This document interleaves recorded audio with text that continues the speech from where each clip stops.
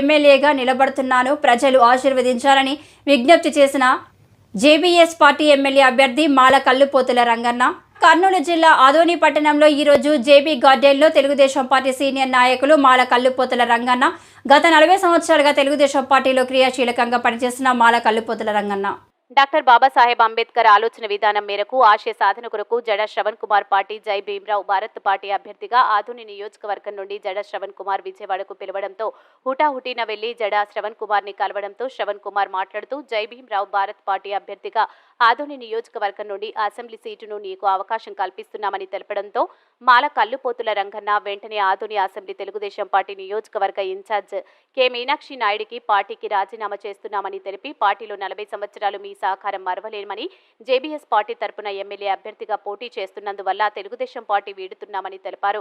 JBS party తరపున ఆదోని నియోజకవర్గం నుండి ఆదోని ఎమ్మెల్యేగా పోటీ చేస్తున్నానని, ఆదోని నియోజకవర్గ ప్రజలు ఆశీర్వదిస్తారని, ముఖ్యంగా ఆదోనిలో ఉపాధి అవకాశాలు, పరిశ్రమలు, తాగు, సాగునీరు, పట్టణ అభివృద్ధి, గ్రామ అభివృద్ధి అన్ని సౌకర్యాలు కల్పిస్తానని, మొదటిసారి ఎమ్మెల్యేగా నిలబడుతున్న నాకు ఆదోని నియోజకవర్గం ప్రజలు ఆశీర్వదిస్తారని, కోటు గుర్తుకు మీ అమూల్యమైన ఓటు వేసి వేయించి గెలిపిస్తాం.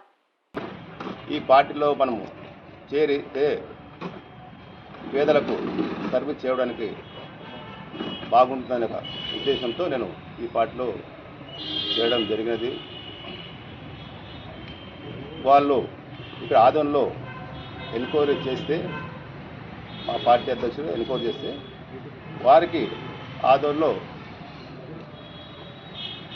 ఉన్న వ్యక్తులు కొంచెం బెస్ట్ వ్యక్తి అని చెప్పి వాళ్ళకి వాళ్ళ పరిశ్రమ తెలియదు కాబట్టి నాకు ఇమ్మీడియట్గా వాళ్ళు ఫోన్ చేసి పిలిపించడము. నేను 13 తారీఖు అక్కడ బయలుదేరి 14 తారీఖు ఆయనతో అన్ని విషయాలు చర్చించి తర్వాత కొన్ని ప్రోగ్రాంలో పాల్గొని నేను మళ్ళీ తిరిగి ఆదం రావడం జరిగినది. 18వ తారీఖు మా అధ్యక్షుల వారు మంగళగిరి కాన్స్టిట్యూన్సీ నుంచి ఎమ్మెల్యేగా నామినేషన్ వేస్తున్నారు.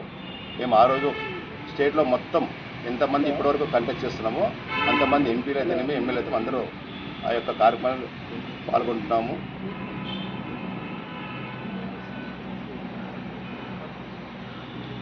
తర్వాత ఇంకా మిగతా రోజులు అనుకూలం బట్టి ఎవరు వాళ్ళు నామినేషన్ దాఖలు చేశారు. ఆ రోజే మాకు బీ ఫార్మ్ కూడా ఇస్తామని చెప్పారు.